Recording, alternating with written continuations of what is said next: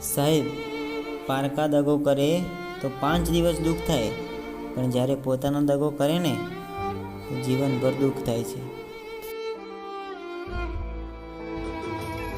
જો તમારી કદર કરવાનું કોઈ છોડી દે ને તો તમે પણ ફરિયાદ કરવાનું છોડી દેજો, કેમ કે માગવાથી ફક્ત ભીખ મળે, સમય, પ્રેમ અને કદર નહીં.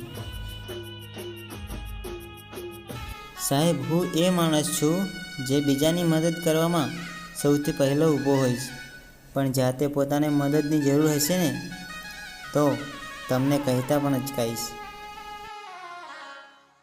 આ દુનિયાનો કેવો નિયમ છે ખબર છે તમને? કે નવા લોકો મળે એટલે જૂના લોકો ભૂલાઈ જાય છે, અને નવા જ્યારે ઇગ્નોર કરે ને એટલે જૂના પાછા યાદ આવી જાય છે.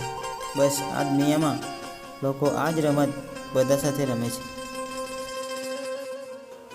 કોઈ વ્યક્તિ પોતાની અંગત વાત તમને ત્યારે જ કહે છે સાહેબ, જ્યારે તેને પોતાના કરતાં પણ તમારા પર વધારે ભરોસો હોય.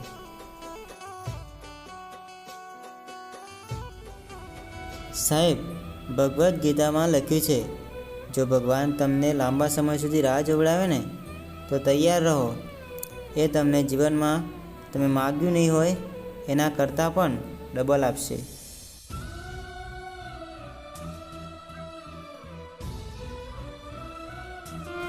કોટા વગર ગુલાબ ના હોય અને દુઃખ વગર સુખ ના હોય.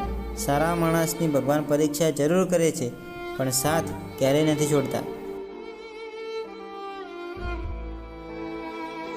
મીઠું બોલીને માયા કરવી, મસ્કા મારી વાલા બનવું એના કરતાં તીખું કડવું, પણ સત્ય બોલીને નિખાલસ બનવું વધારે સારું.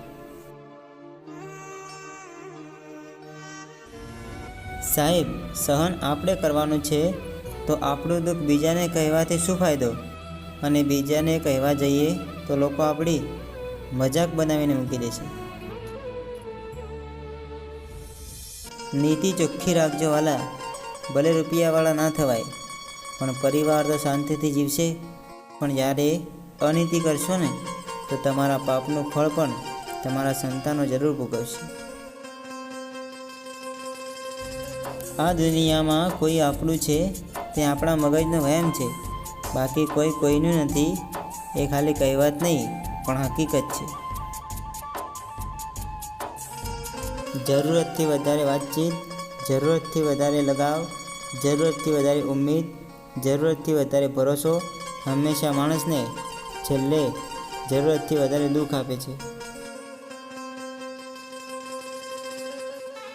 માણસ કેવો દેખાય છે એના કરતાં કેવો છે એ વધારે મહત્ત્વનું છે, કારણ કે સુંદરતાનું આયુષ્ય જુવાણી સુધી જ છે, પરંતુ ગુણોનું આયુષ્ય આજીવન સાથે રહે છે.